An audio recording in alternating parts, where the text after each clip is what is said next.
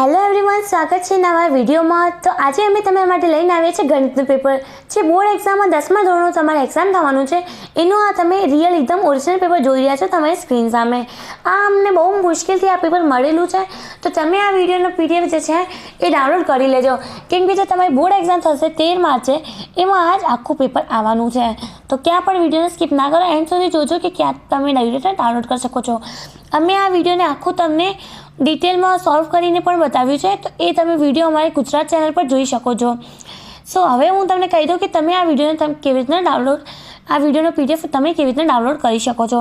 સૌથી પહેલાં તમે બધાના ફોનમાં ગૂગલ તો હશે જ। ગૂગલ ઉપર જઈને આપણે સર્ચ કરવાનું છે STUDYVILLAGE